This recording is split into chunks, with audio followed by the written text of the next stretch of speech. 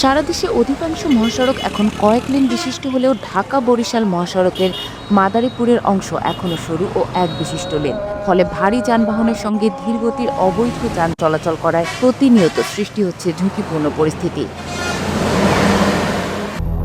200-র বেশি সার্ভিস ও ফিচারে লেনদেনের সব বিকাশ অ্যাপে সম্ভব।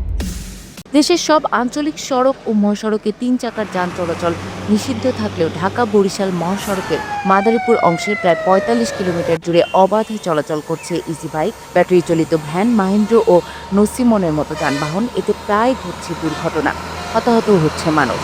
আমাদের ঢাকা বরিশাল মহাসড়কে যে পরিমাণ যানজট হয় বা যে পরিমাণে যানবাহন চলাচল করে, সেই অনুযায়ী বর্তমানে যে অতিরিক্ত পরিমাণ দুর্ঘটনা দেখা যাচ্ছে, গত পরশুদিন কালকেও দুর্ঘটনা ঘটছে। এর জন্য মূলত খুব দ্রুতই রাস্তা সংস্কারের জন্য সংস্কার করা প্রয়োজন। অসম্পূর্ণ না, শুধু এটা ভাঙ্গা থেকে আপনার বরিশাল পর্যন্ত ফোরলেন রাস্তাটা প্রয়োজন। রাস্তাঘাটে যত ভ্যান বোন আছে হাই রাস্তা না চলা উচিত। এলাকা পরিবহন সে সময় গাড়ি ঘোড়া বাড়ে, জনগণও বাড়ে। 35 বছর হইতে যে পরিমাণ অ্যাক্সিডেন্ট হয়েছে আর বর্তমানে পদ্মা সেতু হওয়ার কারণে অ্যাক্সিডেন্ট আরো রিডেবল হইতে আছে। বিতর্ককে কেন্দ্র করে আমাদের শহর থেকে শুরু করে বিভিন্ন গুরুত্বপূর্ণ পয়েন্টে আমাদের অতিরিক্ত পুলিশ মোতায়েন করা হয়েছে। আমাদের ট্রাফিক পুলিশ আছে, ট্রাফিক পুলিশের পাশাপাশি আরও পুলিশ লাইন্স থেকে ইউনিফর্ম পুলিশ মোতায়েন করা হয়েছে ট্রাফিক নিয়ন্ত্রণের জন্য।